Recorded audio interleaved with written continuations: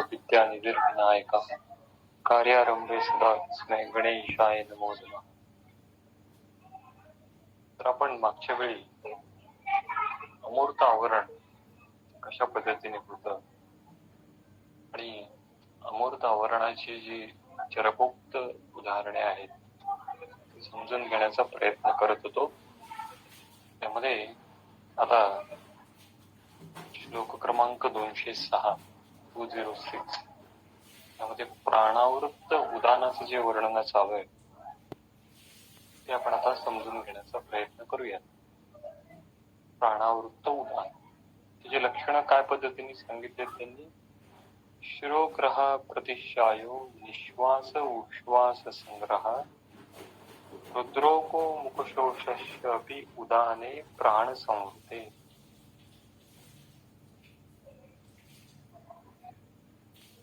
प्राणावृत उदानाची condition आहे. आता अमूर्त आवरण कशा पद्धतीने होतं हे आपण पाहिलंय की हे अमूर्त आवरण जाणून घेण्याचे दोन प्रकारचे उपाय आहेत, दोन प्रकारचे मार्ग आहेत. एक म्हणजे काय तर प्राण ज्या क्षेत्रातून वाहतो ते स्त्रोतच बिघडलेला आहे आणि त्या स्त्रोतदृष्टीचा परिणाम उदान ज्या स्त्रोतसातून वाहतो त्या स्त्रोतसावर होऊ लागलेला आहे. आणि दुसरा एक या संप्राप्तीचा भाग म्हणजे प्राण आणि उदान हे जे वायू आहेत परस्पर वायूंच्या गतीमुळे जी संप्राप्ती घडतीये त्या संप्राप्तीतून ही निर्माण होणारी लक्षणं आहेत. गती हननातून निर्माण होणारी ही लक्षणं आहेत. त्यामध्ये पहिलं लक्षण सांगितलं शिरोग्रह, अर्थात शिरस्थान हे प्राणवायूचं स्थान असल्यामुळे शिरोग्रह हे प्राणाच्या कर्महानीचं लक्षण आहे. पुढचं लक्षण काय सांगितलं प्रतिशाय. आता प्राणावृत उदानाचं वर्णन करत असताना त्यामध्ये प्रतिशाय हे वेगळं लक्षण आलेलं आहे. खरं पाहायला गेलं तर प्रतिशाय हा वाताचा व्याधी आहे.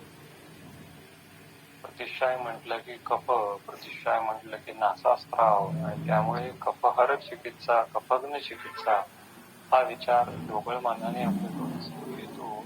पण ग्रंथकारांच्या मते जरी या व्याधीमध्ये कफाची इन्व्हॉल्वमेंट असली तरी हा वातव्याधी आहे आणि ह्याची पॅथॉलॉजी जी आहे ती शिरस्थ पॅथॉलॉजी आहे. हे पण वेगळे पण आहे प्रतिशायाचं. त्याची पॅथॉलॉजी जी असते ती शिरस्थ असते, ती नासागत नसते. नासागत फक्त लक्षणांची अभिव्यक्तता असते. त्याचं वर्णन चरक चिकित्सास्थानाच्या 26व्या त्रिमर्मी अध्यायामध्ये केलेलं आहे. बघा प्रतिशायाचं वर्णन येतं कुठे त्रिमर्मी अध्यायामध्ये. त्रिमर्मी अध्यायामध्ये श्लोक क्रमांक 105 जो आहे शिरस्थ व्याधींचे वर्णन करत असताना, शिरोरोगांचं वर्णन करत असताना त्यामध्ये एक व्याधी म्हणून प्रतिशाय हा व्याधी येतो. त्याचं वर्णन बघा त्यांनी श्लोक क्रमांक 104 105 मध्ये केलेलं आहे. संधारण अजीर्ण रजोत भाष्य क्रोध ऋतु वैषम्य शिरोभितापैकी प्रजागर अतिस्वप्न अंबुशीतैकी अवश्यया मैथुन बाष्पधूमैकी. आणि या हेतूंमुळे पुढे काय होतं सस्त्यान्न दोषे शिरसी प्रवृद्धो वायू प्रतिशायम उदरे तुतम. सस्त्यान्न दोषे शिरसी प्रवृद्धो. दोषांचं नेचर कसं आहे सस्त्यान्न दोषे. सस्त्यान्न दोषांची टीका काय केली आहे सस्त्यान्न दोषे ती घनीभूत दोषे. They are now सॉलिडिफाईड. पृथ्वी आणि आप महाभूत संघटन आहे तरी पण त्यातलं आता आप महाभूत जे आहे ते कमी झालेलं आहे आणि पार्थिवत्व वाढलेलं आहे. सॉलिडिफिकेशन झालेलं आहे दोषांचं. सस्त्यान्य दोष, दोषांचं स्वरूप सस्त्यान्न झालं आणि कुठे शिरसी प्रवृत्त. हो हे शिरसी प्रवृत्त महत्वाचं. प्राण क्षेत्रातला हा व्याधी आहे म्हणून या ठिकाणी प्रतिशाय हे लक्षण आलंय. जसं शिरोग्रह हे लक्षण आलंय तसं तसंच प्रतिशायते लक्षणा. पुढे काय सांगितलं लक्षणांमध्ये? निश्वास उश्वास संग्रह, निश्वास संग्रह, उश्वास संग्रह. इथे संग्रह शब्द वापरलेला आहे, आपण महत्वाचा आहे.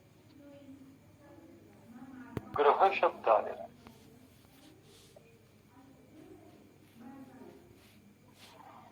So there is a difficulty in inspiration and the expiration. So whenever there is a pathology called as pranavritta udana, the pathology may cause a symptoms like difficulty in breath, in inspiration also or the expiration also.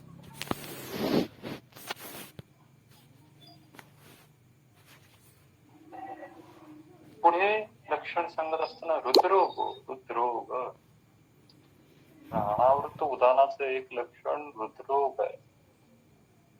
अर्थात हे आम्ही अमूर्त आवरण म्हणजे वायूचं अन्योन्य आवरण पाहतोय, आणि या पॅथॉलॉजी मध्ये जर वायूची इन्व्हॉल्वमेंट असेल तर हृदरोग म्हणत असताना आम्हाला हा हृदशूल आहे हे लक्षात घ्यावं लागेल. सो व्हेनेवर एनी हृदय pathology having acute pain or acute stool, so such a kind of all pathology should be incorporated here. तर ही शूलजन्य अवस्था आहे. आणि प्राण आणि उदान यांचं संचरण स्थान हे एकच असल्यामुळे त्यांच्या गतिहननातून हे अशा पद्धतीचे हृदरोगासारखी लक्षणं उत्पन्न होतात. कारण की त्यांचं संचरण स्थान सारखं आहे, आणि त्यांचं संचरण स्थान सारखं असल्यामुळे, एकच असल्यामुळे त्या गतिहननातून ज्या पद्धतीने हृदरोगासारखं लक्षण निर्माण होतं, तसंच मुखशोष जे पुढचं लक्षण आहे, मुखशोष पण निर्माण होतं.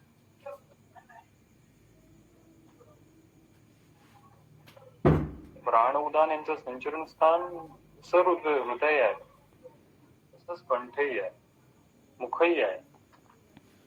त्या संचरण स्थान सारखं असल्यामुळे त्या ठिकाणी होणाऱ्या गतिहननातून पुढे मुखशोषासारखं लक्षण या प्राणावृत्त उदान, प्राण संवृत्त उदान आहे या पॅथॉलॉजी मध्ये, या अमूर्त आवरणामध्ये निर्माण होते. बरं, मग आता ही चिकित्सा कशा पद्धतीने करायची? तर चिकित्सेची दिशा त्यांनी खाली दिलेली आहे की तत्र ऊर्ध्वभागिकं कर्म कार्यम आश्वासनम तथा. एवढ्या एकाच ओळीमध्ये त्यांनी चिकित्सेची दिशा स्पष्ट केलेली आहे. आता आणखीन थोडासा विचार त्यामध्ये, प्राणावृत्त उदान म्हणत असताना प्रत्येक वेळी सर्वच लक्षण रुग्णामध्ये उपस्थित असतीलच असं नाही, असं आपण मागच्या वेळी पण म्हणलं होतं. आम्हाला जे रुग्ण आमच्या समोर येतील त्या प्राणावृत्त उदानाचं ग्रेडेशन करता आलं पाहिजे. Grade 1, grade 2, grade 3. शास्त्रामध्ये, संहितेमध्ये जे वर्णन केलेले ते उत्कटावस्थेचे, मॅक्सिमम आवरणाची जी तीव्रता असेल अशी प्रोबॅबिलिटी असताना कोणत्या पद्धतीची उत्कट लक्षणं दिसू शकतील, ती सर्व लक्षणं, सर्व लक्षणांचा संग्रह, सर्व लक्षणांचं एकत्रीकरण या सूत्रामध्ये. कधी कधी आपल्याकडे रुग्ण येईल, त्यामध्ये कदाचित शिरोग्रह नसेल एवढं, पण निश्वास उश्वास संग्रह जास्त असू शकेल. तो लाक्षणिक बदल रुग्णावस्थेनुसार बदलत जाईल. हे आपल्याला डोक्यात ठेवूनच पुढे चिकित्सेचा विचार वाचायचा आहे. चिकित्सेमध्ये तत्र म्हणतात तत्र ऊर्ध्वभागिकं कर्म. ऊर्ध्वभागिकं कर्म, ऊर्ध्वभागिकं कर्मची टीका काय केली चक्रपाणींनी, मागच्या पानावर दिली त्यांनी. ऊर्ध्वभागिकं कर्म इति उपयुक्त स्नेहपान नस्याधिकम.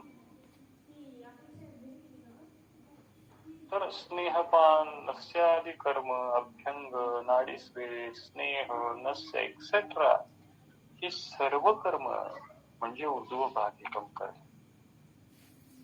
बरं, हे ऊर्ध्वभागिकम कर्मच या प्राणावृत्त उदाहरणामध्ये का करायचं? तर आवरण जे आहे ते प्राणाने केलेलं आहे. त्यामुळे प्राणाचं आवरण जर आम्हाला कमी करायचं असेल, तर प्राण क्षेत्राची जर चिकित्सा करायची असेल, तर त्या ठिकाणी आम्हाला त्या प्राण क्षेत्रावर पोहोचण्यासाठी वेगवेगळ्या पद्धतीने स्नेह देणं आवश्यक आहे. त्यामुळे आम्ही त्या ठिकाणी नस्य देऊ, स्नेहन करू, पान करू. म्हणून ऊर्ध्वभागिकम कर्म आणि आश्वासन हा एक वेगळा चिकित्सा विचार, अद्रव्य चिकित्सा विचार, ज्याकडे आम्ही वैद्य म्हणून म्हणजे लक्ष द्यायला हवं. एवढं प्रत्येक वेळी पथ्य आणि औषध हे आवश्यकच असतात, त्याबद्दल काही दुमत नाही. पण त्याबरोबर एक मोठा द्रव्य चिकित्सेचा जो विचार आहे, हा द्रव्य चिकित्सेच्या विचारामध्ये आश्वासन हा एक महत्वाचा विचार आहे. आश्वासन रादर ही एक चिकित्सा आहे.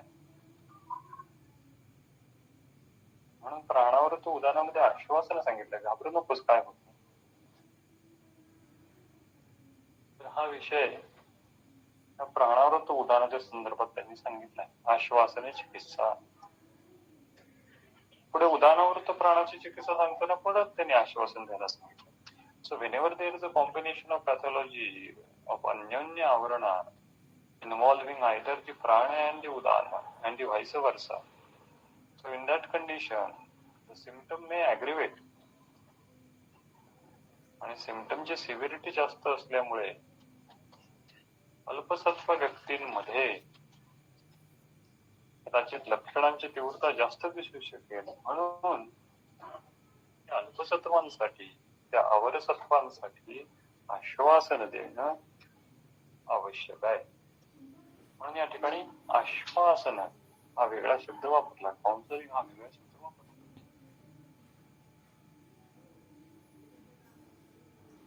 पुढे जसं प्राणावृत्त उदाहरणाचं वर्णन केलं, तसं आता उदाहरणावृत्त प्राणाचं वर्णन पुढच्या श्लोकामध्ये केलेलं आहे. काय म्हणलंय त्यांनी? कर्म ओज बलवर्णाना नाशो मृत्यू अथा विवा उदाने आवृत्ते प्राणे तम शनैः शीतवारिणा सिंचे. ठीक आहे, पुढची चिकित्सा आपण नंतर वाचू. लक्षण काय? कर्म ओज बलवर्णाना नाशो मृत्यूरथा विवा. उदाहरणावृत्त प्राणे, आधीच्या अवस्था होती प्राणावृत्त उदाहरण, आता कंडिशन वाईस बदलली, उलटी झाली. उदाहरणावृत्त प्राण झालं तर काय सांगितलं? कर्मनाश. कर्मनाश, त्याच्याकडे नाश शब्द वापरलेला आहे. आता नाश doesn't mean always a total loss. It can be a partial loss or it can be a total loss depending upon the severity of the आवरण. जर आवरणाची तीव्रता जास्त असेल तर टोटल लॉस होईल. जर आवरणाची तीव्रता कमी असेल तर कर्मनाश जो आहे तो पार्शल असेल. आपल्याला माहिती आहे की वाक प्रवृत्ती, प्रयत्न, ऊर्जा, बलवर्ण, स्मृती, क्रिया हे सर्व उदाहरणाची कर्म आहेत.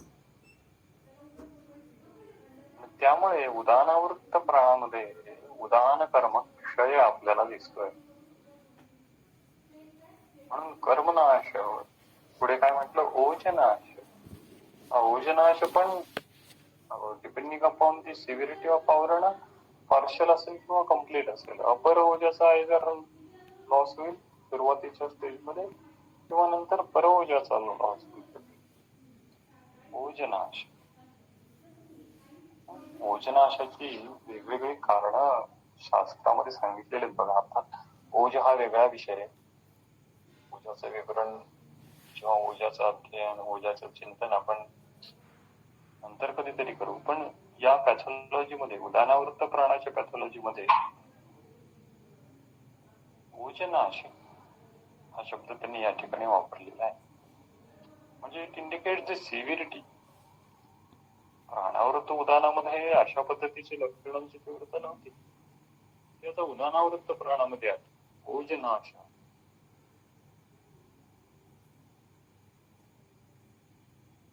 ऍक्च्युली चरक सूत्रस्थानाचा जो 17वा अध्याय आहे, चरक सूत्रस्थानाच्या 17व्या अध्यायामध्ये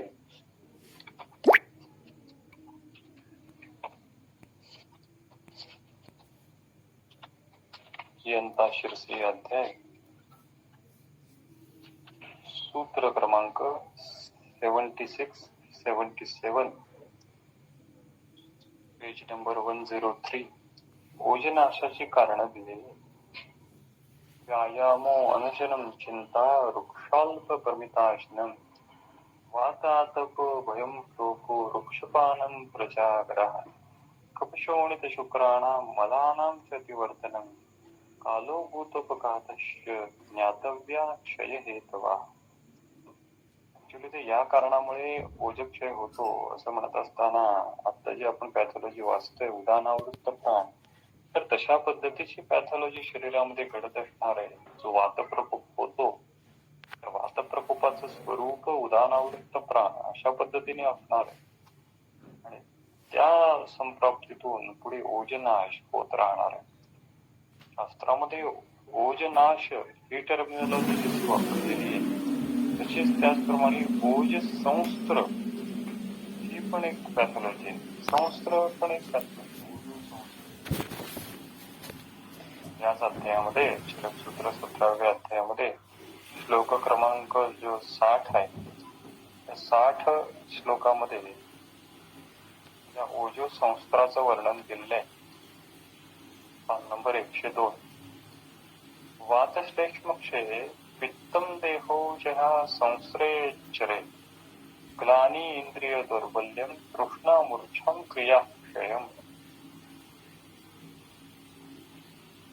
वातपित्ताचा क्षय झाल्यानंतर पित्तम देहोजय, वातश्लेष्माचा क्षय झाल्यानंतर पित्तम देहोजय संस्रे, आणि यामुळे ग्लानी इंद्रिय दौर्बल्य तृष्णा मूर्छा क्रियाक्षय या ठिकाणी शब्द काय वापरला? कर्महानी. तर ओजसंस्त्राच्या पॅथॉलॉजीमध्ये किंवा ओजोनाशाच्या पॅथॉलॉजीमध्ये क्रिया हानी किंवा कर्महानी होणं अपेक्षित आहे. ही वेगवेगळ्या पद्धतीने होऊ शकते. त्याची एक पॅथॉलॉजी जी आहे वातप्रकोपाची म्हणजेच उदाहरणावृत्त प्राणामध्ये आलेली लक्षणे ही पॅथॉलॉजी. पुढे त्यांनी सांगितलं ओरिजिनल जो श्लोक आहे त्यामध्ये कर्म ओज बल बलनाश,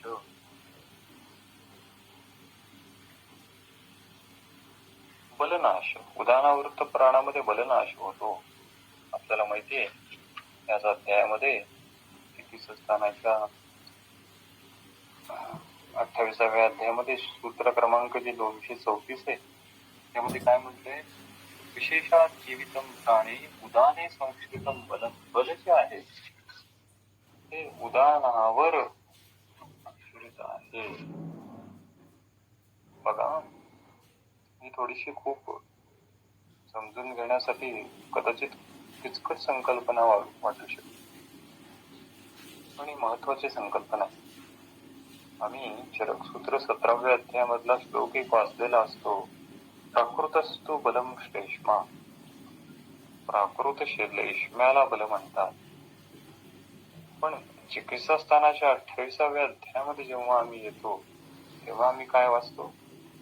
उदाने संस्कृतम बलम. बल जे आहे ते उदानावर आश्रित आहे आणि प्राकृत श्लेष्म्यालाच किंवा प्राकृत श्लेष्म्यावरच बल आहे असं सुद्धा आम्ही आधी वाचलेलं असतं. श्लेष्मा हा स्थिर धातू आहे. पृथ्वी आप महाभूत प्रधान आहे त्यामुळे त्याच्यावर बल डायरेक्टली डिपेंड असणार, रिस्पॉन्सिबल असणार हे आम्ही समजू शकतो. उदान हा बलाला कसा कारणीभूत ठरतो हा चिंतनाचा विषय आहे. बल उदानावर आश्रित आहे आणि हा हे जो सिद्धांत आहे हा पुन्हा पुन्हा येतो. उदानाची जी प्राकृत फिजिओलॉजिकल कर्म आपण वातव्याधीच्या सुरुवातीच्या वेळी वाचली त्यामध्ये पण हे रिफ्लेक्ट झालं. आता उदानाचे जे पॅथॉलॉजी आपण वाचतोय त्यामध्येही हे रिफ्लेक्ट होते. उदाने संश्रितम बलम, बल जे आहे ते उदानावर depends on the Udaan. So बल फॅक्टर दोन कॉम्पोनंट्स वर डिपेंड आहे असं आपण म्हणू. एक प्राकृत श्लेष्मा आणि दुसरा उदान वायू. जेव्हा हे दोन कॉम्पोनंट्स फिजिओलॉजिकल लिमिट मध्ये आपली काम आपले कार्य व्यवस्थित करत असतील तेव्हा बल त्या रुग्णाचं प्राकृत असेल.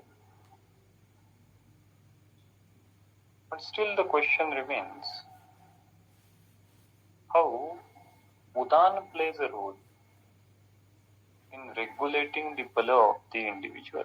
Udane sanshritam bala.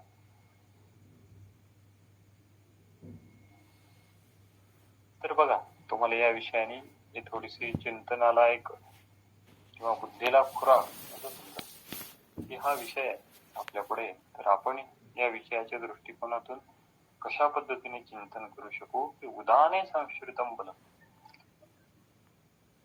या एका वाक्याचं मी चिंतन कशा पद्धतीने करू.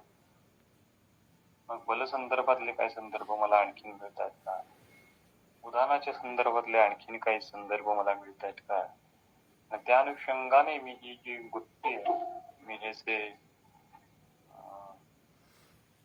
काय म्हणतात त्याला कोड आहे ते सोडवण्याचा प्रयत्न करतोय. ते थोडस बघा जमतंय का. आपण पुन्हा या विषयावर चर्चा करूयात की उदाने संश्रितम बलम याचा अर्थ काय होऊ शकतो. पण बल जे आहे ते उदानावर डिपेंड आहे.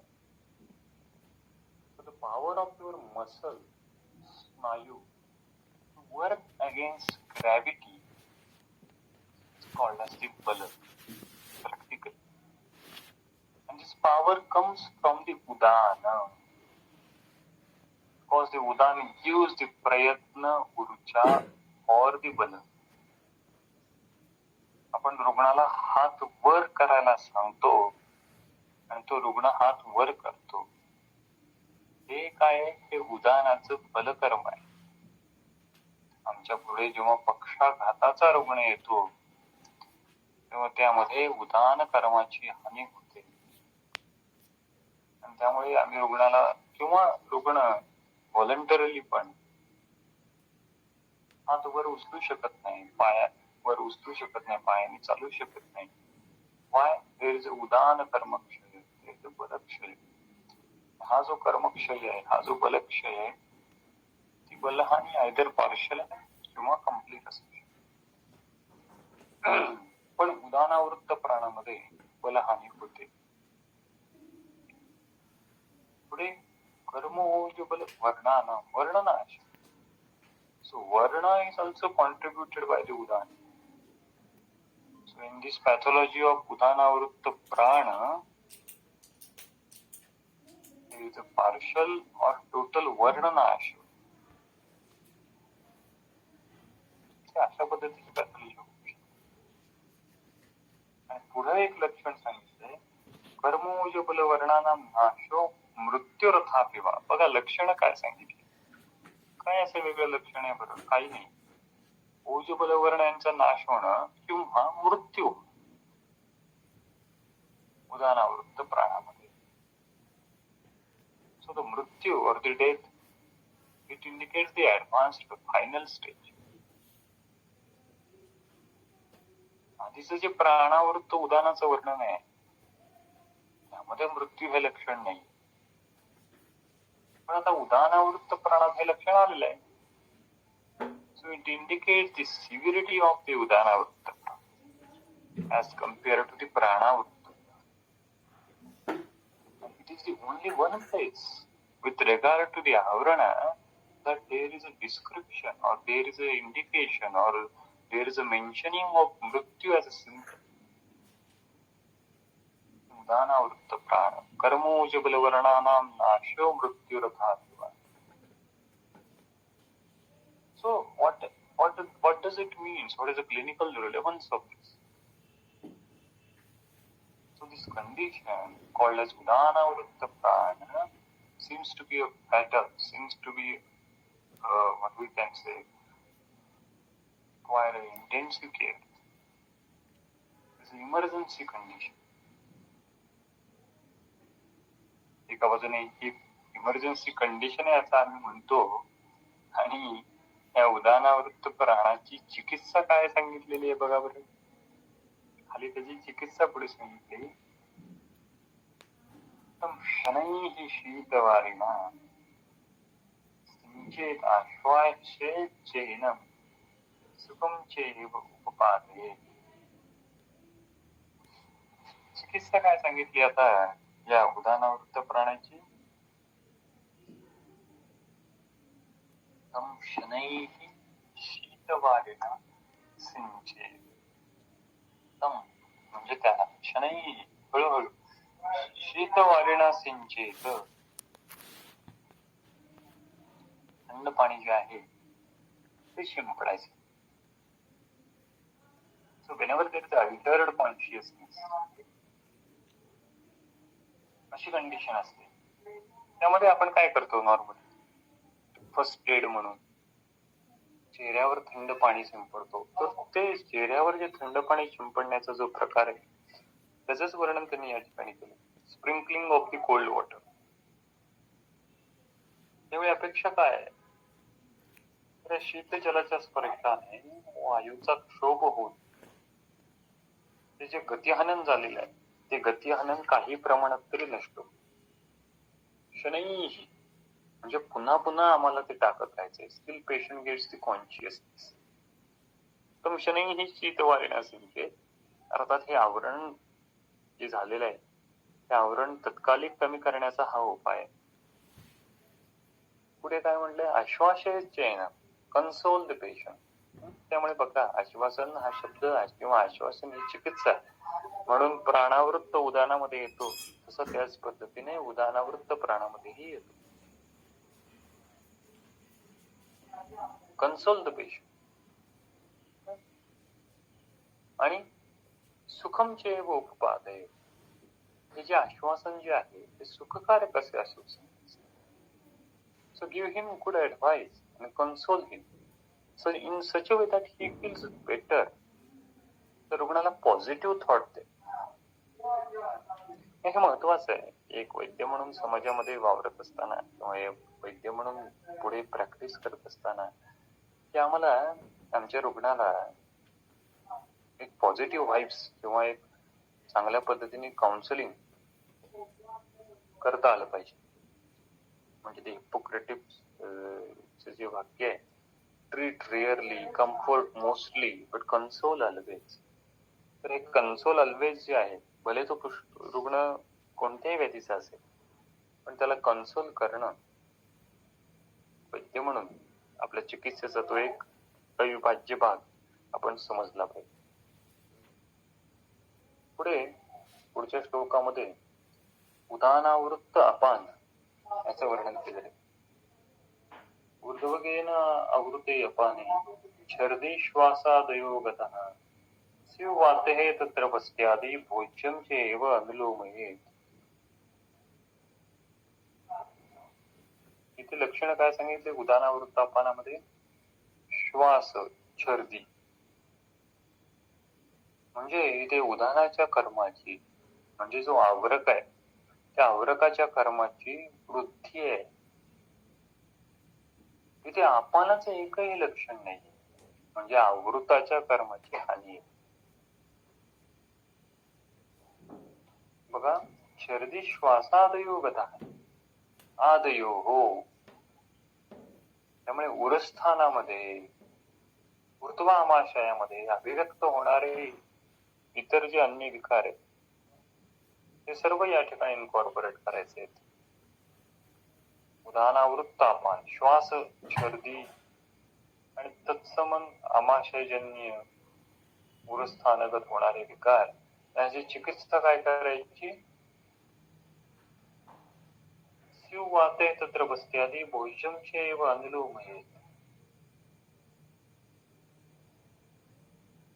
आता या आवरणामध्ये उदानावृत्त अपानामध्ये अपानाचं जरी एकही लक्षण दिसत नसलं तरी चिकित्सा मात्र काय अपानाचं अनुलोमन करणारी चिकित्सा आहे. तिथं अपानाचं अनुलोमन करणं अपेक्षित आहे. भोजनचे अनुलोमन असा जो आहार आहे तो आहार ठेवणं, अद्रक असेल, जिरा असेल, लिंबू असेल, डाळिंब असेल, अशा पद्धतीने तो आहार ठेवणं या ठिकाणी अपेक्षित आहे उदानावृत्त अपानामध्ये. पुढे आता याच्या उलटची जी कंडिशन आहे अपानावृत्त उदान. आता अपानावृत्त उदानाचं वर्णन पुढे श्लोक क्रमांक 210 मध्ये त्यांनी केलं. मोहो अल्पो अग्नी अतिसार ऊर्ध्वगे अपान संवृते वाते स्यात् पवनं तत्र दीपनं ग्राही च अशनं. आता अपानाने उदानाला आवृत्त केलेलं आहे आणि या ठिकाणी उदानाचं गतिहनन झालेलं आहे. उदानावृत्त अपानामध्ये उदान हा अपानाला आवृत्त करतो. या ठिकाणी ग्रॅव्हिटेशनल फोर्स हा उदानाबरोबर असतो, तो पण खालच्या दिशेने, उदान पण खालच्या दिशेने. इथे मात्र अपान हा आधा प्रतिहत झाल्यामुळे अगेन्स्ट ग्रॅव्हिटी तो काम करतोय. आणि असं असताना या ठिकाणी लक्षण काय निर्माण होतात? मोह.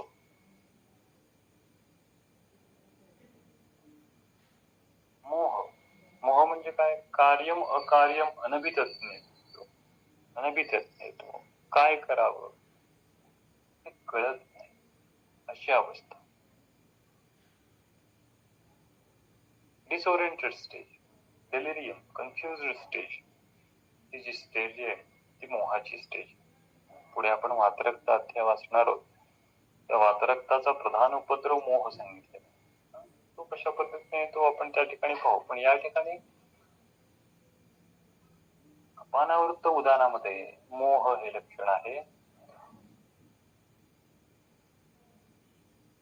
म्हणजे उरस्थान जे आहे ते उदानाचं स्थान आहे आणि या उरामध्ये हृदय आहे, ते साधक पित्ताचं स्थान आहे. सो या साधक पित्ताची इन्व्हॉल्वमेंट कदाचित या पॅथॉलॉजी मध्ये होत असेल. चरकांनी चरक विमानस्थानाच्या 4थ्या अध्यायामध्ये मोहम अविज्ञानेन अशी अनुमान परीक्षा सांगितलेली आहे. जेव्हा ज्ञानग्रहण होत नाही त्यावरून मोहाचं ज्ञान करावं, मोह झालाय असं समजावं असं सांगितलं. तर या अपानावृत्त उदानामध्ये मोह नावाचं लक्षण निर्माण होऊ शकतं. पुढचं लक्षण आहे अल्पो अग्नी, अल्पाग्नी. सो अपान हा प्रतिलोमित झालेला आहे आणि तो आता उदानाला हानी पोचवतोय. तर या अपानावृत्त उदानाच्या पॅथॉलॉजी मध्ये अपान प्रतिलोमित झाल्यामुळे त्या अपानाच्या गतिहनन, अपानाच्या प्रतिलोमित होण्यामुळे अल्पाग्नी नावाचं लक्षण, अल्पाग्नी सारखं लक्षण या ठिकाणी डेव्हलप होत आहे. आणि अतिसार, आता हे अपान अतिप्रवृत्तीचं लक्षण आहे. सो हिअर अपान शोज हे हायपर ऍक्टिव्हिटी. आता अपानाचं बळ वाढलेलं आहे त्यामुळे त्याच्या फंक्शन मध्ये विकृती निर्माण झाली आहे.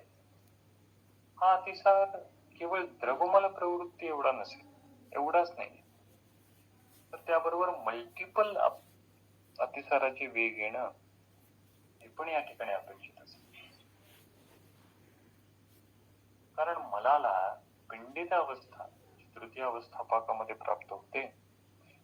ती पिंडित अवस्था प्राप्त करून देण्यापूर्वीच अपान हा हायपर ऍक्टिव्हिटी दाखवतोय आणि त्यामुळे अतिसार हे लक्षण निर्माण होतोय.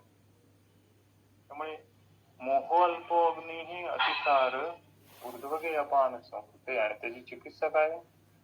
स्यात् पवनं. उदानावृत्त अपानामध्ये अनुलोमन आहे तर या ठिकाणी वमन सांगितलेलं आहे. हे थोडं स्ट्रेंज वाटू शकतं, हे थोडं वेगळं वाटू शकतं, समजून घ्यायला थोडस क्लिष्ट वाटू शकतं. नॅचरली याविषयी प्रश्न निर्माण होऊ शकतात. ग्रंथकारांनी असं कसं सांगितलं, त्या संदर्भात वेगवेगळ्या हायपोथेसिस आपण मांडू शकतो. पण विचार त्या संदर्भात करणं आवश्यक आहे की अपानावृत्त उदानामध्ये तुम्ही वमन सांगितलं आणि उदानावृत्त अपानामध्ये विरेचन सांगितलं, अपानाचं अनुलोमन सांगितलं. या ठिकाणी अपानाचं बल कमी करायचं आहे. चिकित्सा सिद्धांत गती रिस्टोर करणे हा आहे. If the patient is getting अतिसार, we posted it for the woman. Same principle तुम्हाला जर आठवत असेल तर रक्तपित्तामध्ये, अधोक रक्तपित्तामध्ये रक्त प्रदराचा पेशंट असेल तर वमन करा. रक्त अतिसाराचा पेशंट असेल तरी सुद्धा वमन करा. तर अशा पद्धतीने डिस्फंक्शन युट्राइन ब्लिडिंग मध्ये पण वमनाचा रोल होतो. आता ही जी पॅथॉलॉजी किंवा ही जी चिकित्सा आहे ती आपण कशा पद्धतीने मॉडर्नच्या परिभाषेमध्ये समजावून नाही सांगू शकत की डिस्फंक्शनल युट्राइन ब्लिडिंग होते रुग्णाला, की काय ते मेनोरायजिया वगैरे वगैरे सोकॉलचे प्रकार आहेत आणि त्यामध्ये आपण रुग्णाला वमन देतोय आणि त्यामुळे रुग्णाचा जे रक्तप्रदराचा जो त्रास आहे तो कमी होतोय. हे कशा पद्धतीने तुम्ही मॉडर्नच्या परिभाषेमध्ये समजून नाही सांगू शकत. तेव्हा ते आपलं सायन्स जे आहे ते आपल्या परिभाषेमध्येच आपण आपली मोड ऑफ ऍक्शन समजून घेण्याचा प्रयत्न केला पाहिजे. पण हा थोडा अभ्यासाचा विषय आहे, चिंतनाचा विषय आहे की अपानावृत्त उदानामध्ये त्यांनी वमन एवढाच एक शब्द लिहिला आणि दीपनग्राहीच्या आसन, दीपनग्राही औषधांचा सेवन करण्यास सांगितलेलं आहे. पुढे जे आहे श्लोक क्रमांक 211 त्यामध्ये व्यानावृत्त अपानाचं वर्णन आहे. व्यानावृत्त अपानामध्ये मम्य अध्मान उदावर्त गुलमार्ति परिकर्तिकाः लिंगम व्यानावृते अपाने तम स्निग्धै एनम अनुलोमये स्निग्धैः अनुलोमयेत. व्यानावृत्त अपान आहे, आता व्यानाने अपानाला आवृत्त केले अशी जेव्हा कंडिशन निर्माण होतीये तेव्हा त्यामध्ये बघा वम्य अध्मान उदावर्त, शर्दीसारखं लक्षण, अध्मान उदावर्तासारखं लक्षण, म्हणजे अपानाच्या कर्माच्या हानी त्या ठिकाणी निर्माण होते आणि गुलमार्ती परिकर्तिका अशा पद्धतीने लक्षण संग्रह त्यांनी दिला आहे. चिकित्सा मात्र अपानाचे सांगितले स्निग्धही अनुलोम, वायूचा संबंध असल्यामुळे स्निग्ध रेचन द्या, स्निग्ध मृदू रेचन द्या, एरंड स्नेहासारखं. तर ती चिकित्सा ही व्यानावृत्त अपानाचे. पुढे याच्या उलट अपानावृत्त व्यानाचं वर्णन श्लोक क्रमांक 212 मध्ये केलंय. त्यामध्ये अपाने आवृत्ते व्याने भवेद विणमूत्र रेतसाम अतिप्रवृत्ती तत्रापि सर्वं संग्रहणं मतम. आता अपानवृत्त व्यानामध्ये काय सांगितलं, विणमूत्र रेतसाम अतिप्रवृत्ती. आधी आम्ही व्यानावृत्त अपान वाचलं, आता अपानावृत्त व्यान आणि या अपानवृत्त व्यानामधलं पहिलं लक्षण विटमूत्र रेतसाम अतिप्रवृत्ती. There is the increased frequency and the quantity of Vitmutra and the rate. Frequency is coming under the control of apana, but the production is not under the control of apana. The production is under the control of samana and the agni. So here in अपानावृत्त व्यान आवरक कर्मवृद्धी असते, आवरकाच्या कर्माची वृद्धी मूत्र रेतसा अतिप्रवृत्ती अशा पद्धतीने आपण पाहू शकतो. आणि चिकित्सा मात्र एका वाक्यात एका शब्दात संग्रहणम अशा पद्धतीने दिली. विट संग्रहणम, मूत्र संग्रहणम अशा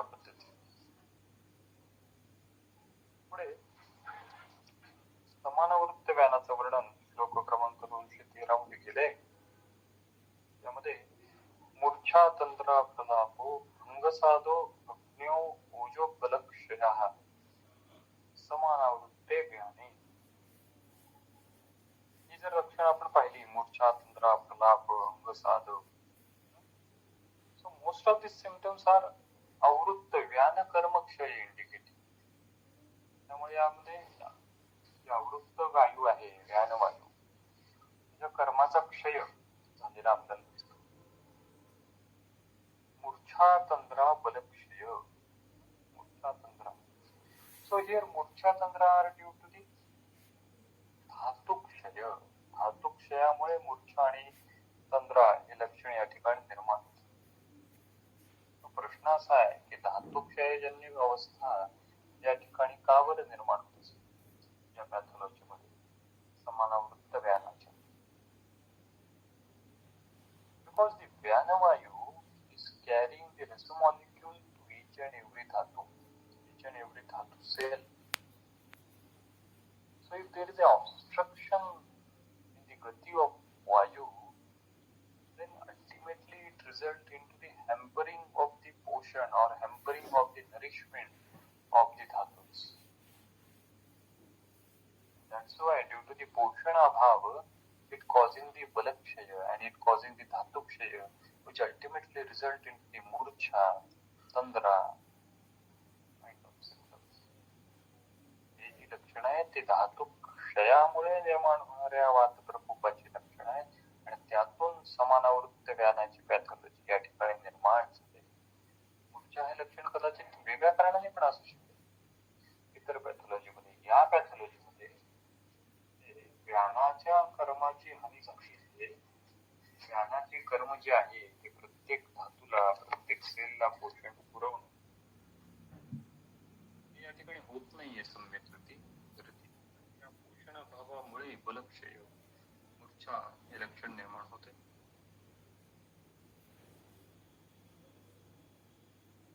आणि या धातुक्षयामुळे जो वातप्रकोप होणार आहे त्यातून प्रलाप हे लक्षण या ठिकाणी दिसत. समानावृत्त व्यानामध्ये प्रत्येक वेळी किंवा आपण हे लक्षण का बरं दिसेल हे आपल्याला सांगता येत नाही. कधी कधी हे प्रभावाने पण लक्षण दिसू शकतं, पण प्रलाप इंडिकेट्स दी वात प्रकोप. अंगसाद, अंगसाद इट ऑल्सो इंडिकेट्स दी धातुक्षय. सदसीदती हा मूळ धातू आहे. अंग गळून घेण्यासारखं वाटणं, त्याला आपण आजकाल म्हणतो ना fatigue. It indicates the fatigue. अग्निक्षय, सो इट इज ए कर्महानी ऑफ दी आवरक, समानाच्या कर्माचा क्षय आहे. तर अशा पद्धतीची लक्षणे या ठिकाणी निर्माण होत आहेत. आणि चिकित्सा काय, एक शब्द व्यानासाठी वापरला, एक शब्द समानासाठी वापरला. एक शब्द व्यानवायूसाठी काय वापरला, व्यायाम, आणि एक शब्द समानासाठी काय वापरला, लघुपोषण. चिकित्सा एवढी सिंपल त्यांनी या ठिकाणी सांगितली समानावृत्त व्यानाची. व्यायाम लघुपोषण. व्यायाम हा स्थैर्यकर पाहिजे, शाखागत व्यायाम पाहिजे, त्यांनी व्यानवायूचं बल वाढेल.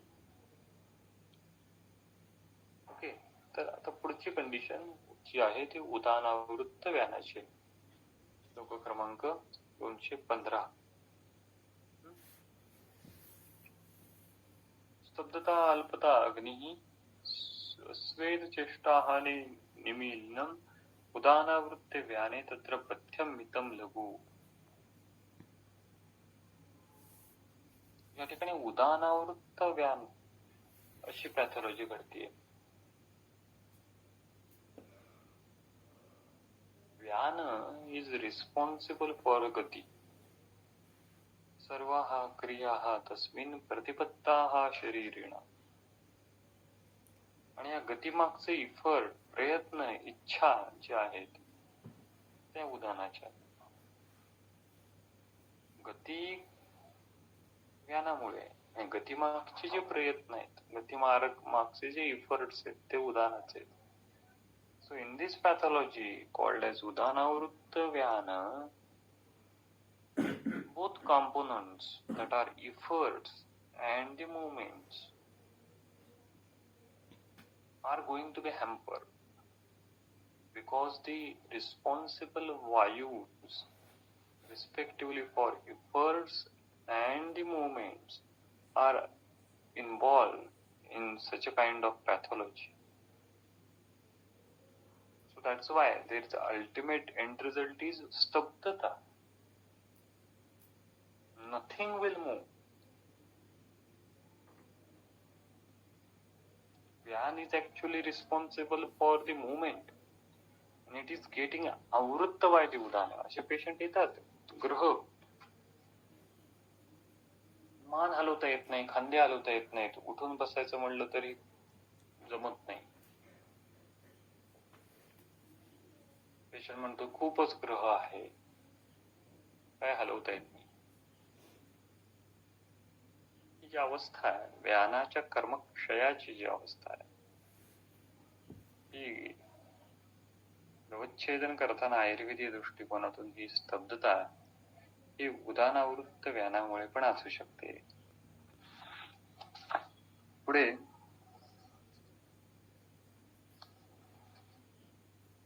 त्यांनी सांगितलं अल्पाग्नित्व. आता उदानावृत्त व्यानामध्ये अल्पाग्नित्व काय निर्माण होईल हा संप्राप्ती माहिती. म्हणजे आपल्याला कारण मीमांसा तशी सांगता येणार नाही प्रत्यक्ष. आणि या पॅथॉलॉजी मध्ये अल्पाग्नित्व निर्माण होतं. अस्वेद. आता अस्वेद म्हणजे व्यान गती कर्म हीनता. व्यानाला तिर्यक गती आहे, धातूपर्यंत पोहोचण्याची गती आहे, ती गती आता बाधित होते आणि त्यामुळे अस्वेद हे लक्षण दिसतं.